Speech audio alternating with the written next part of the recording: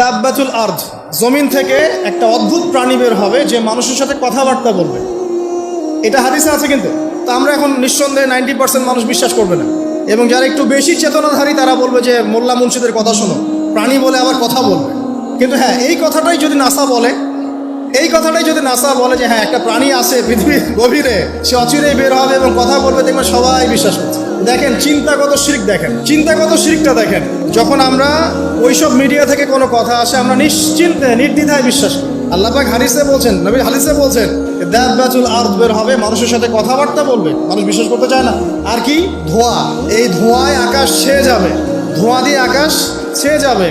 এবং এত বড় ধোঁয়া বিশ্ববাসী কখনো দেখে নাই। এখন অনেকে বলছেন, এখনকার আধুনিক স্কলার যারা, অনেক স্কলারের এটা মত, এটা কিন্তু হাদিসে নাই, তাদের মত হতে পারে যে একটা নিউক্লিয়ার এক্সপ্লোশন হবে।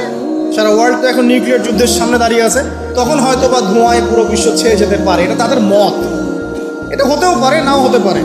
হওয়ার সম্ভাবনা কিন্তু আছে, উড়িয়ে দেওয়া যাচ্ছে না। ঠিক আছে, 4টা। 5 কি? 5 হচ্ছে ইয়াজুজ আর মাজুজ। ইয়াজুজ আর মাজুজ এই প্রকৃতি বের হবে, এরা কিন্তু আদম সন্তান, এবং তারা পৃথিবীর পানি খেয়ে শেষ করে ফেলে দিবে, মহাসাগরের পানি খেয়ে শেষ করে ফেলে দিবে। তারপর এই যে 6, 7, 8, এই 3টা হচ্ছে 3টা বড় বড় ভূমিকম্প, যেটা বলতে গিয়ে মেজে গেছে। এই 3টা ভূমিকম্প এখনও আসা বাকি আছে। নবীজি বলেছেন একটা পৃথিবীর পূর্ব দিকে হবে। পূর্ব দিক কোন দিক? এই যে Indonesia, Malaysia, Bangladesh, Pakistan, Myanmar, আপনার শ্রীলঙ্কা, এই পুরো কন্টিনেন্ট পূর্ব দিক, পৃথিবীর পূর্ব দিক। কোন কান্ট্রি এটা তো বলা হয়নি, পূর্ব দিক বলা হয়েছে। এবং এখানে ভূমিকম্প বলা হচ্ছে না, বলা হচ্ছে ভূমি ধসে যাবে, মানে পুরো ভূমিটা নিচে চলে যাবে। এখন যারা এগুলো নিয়ে গবেষণা করেন তারাও কিন্তু সেম কথাই বলছেন, খেয়াল করে দেখেন। তারা হয়তো বিজ্ঞান দিয়ে ব্যাখ্যা করছেন, কিন্তু হাদিসে কিন্তু এটা বলা আছে। আরেকটা হচ্ছে পৃথিবীর পশ্চিম দিকে।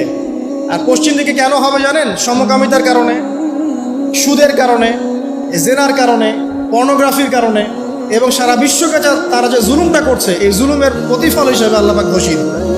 এর কোনো অস্তিত্বই থাকবে না। এখন মনে হচ্ছে না যে পুরো সারা ওয়ার্ল্ডকে রুল করছে, অস্তিত্বই থাকবে। ভূমিধস। আরেকটা হচ্ছে পৃথিবীর মাঝখানে। মাঝখানে কারা আছে বলেন? মাঝখানে আমাদের আমিরুল মুমিনিনরা আছে এখন, নাকি?